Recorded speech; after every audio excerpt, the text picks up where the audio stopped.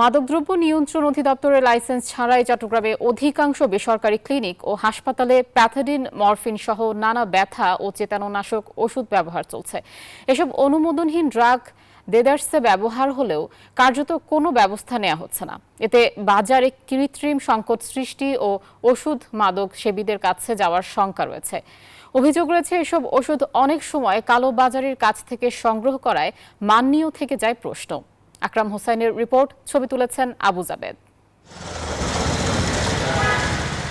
চট্টগ্রাম মহানগরীর প্রাণকেন্দ্র পাঁচলাইশ আবাসিক এলাকার হোলি হেলথ হসপিটাল।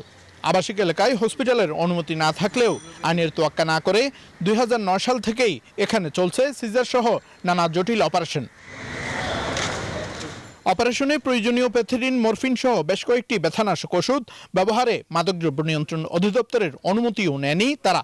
অন্যদিকে হসপিটালের লাইসেন্সও নবায়ন নেই গেল 3 বছর ধরে। সিজার থেকে শুরু করে হিস্টেক্টমি থেকে শুরু করে নর্মাল সার্ভিস থেকে শুরু করে XYZ আমরা সবগুলো সার্ভিস দিয়ে যাচ্ছি। মাদক লাইসেন্স আমাদের প্রসেসিং এ আছে, ফুল লাইসেন্স আমরা হাতে পাইনি।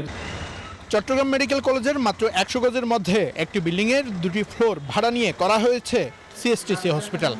এখানেও গত 7 বছর ধরে অনুমতি ছাড়া ব্যবহার করা হচ্ছে প্যাথিডিন সহ নানা ব্যথানাশক ওষুধ। মাদকদ্রব্য নিয়ন্ত্রণ অধিদপ্তরের লাইসেন্স ছাড়াই এই হসপিটালের লাইসেন্সও নবায়ন হয়েছে। প্যাথিডিন সহ নানা ব্যথানাশক ওষুধ কালোবাজার থেকে সংগ্রহের কথা বলছে হাসপাতাল কর্তৃপক্ষ। এগুলো ছাড়া তো হসপিটাল চলতে পারে না, এগুলো ছাড়া কোনো অপশন নেই। এখন এর মধ্যে হচ্ছে হয়তো কিছু বলতে কিছু লোকালি কিনা হয়, লোকালি কিছু মেডিসিন কিনা হয়, প্যাথিডিন না কিনা হয়। অনুমোদনহীনভাবে ব্যথানাশক ওষুধ ব্যবহারের সুযোগ নেই। স্বাস্থ্য অধিদপ্তরের তদারকির কারণে চট্টগ্রাম শহরে সব প্রতিষ্ঠানের লাইসেন্স আছে বলে সাফাই গাইলেন এই কর্মকর্তা। চাইলে কেউ পেন কিলার হিসেবে অপারেশনের পরে প্যাথিডিন বলেন অথবা অন্য কোনো পেন কিলার এগুলো ইউজ করতে পারে না। চিটাং শহরে ম্যাক্সিমাম ক্লিনিকগুলো আপ টু ডেট ডকুমেন্ট আছে বর্তমানে, অথবা আমরা প্রসেসিং এ। লাইসেন্সবিহীন প্যাথিডিন সহ নানা ব্যথানাশক ব্যবহার আইনগতভাবে দণ্ডনীয়। বেআইনি ব্যবহারকারীদের মাধ্যমে এই ব্যথানাশক সহজেই মাদকসেবীদের হাতে যেতে পারে বলছে মাদকদ্রব্য নিয়ন্ত্রণ অধিদপ্তর। যারা হাসপাতাল ক্লিনিকের অপারেশনাল কার্যক্রম বা ব্যবসা করবেন তাদেরকে ওই বছরভিত্তিক যে লাইসেন্সটি নবায়ন করতে হয়, সেই নবায়ন করতে গেলে তাকে অবশ্যই DNC, department of narcotics control থেকে এই প্যাথিডিন, মরফিন, ডেঞ্জারাস ড্রাগ যেটি সেটির লাইসেন্স বা পারমিট নিতে হবে। আদারওয়াইজ তাদের ওই পরবর্তী বছরের জন্য লাইসেন্সটি নবায়ন হবে না।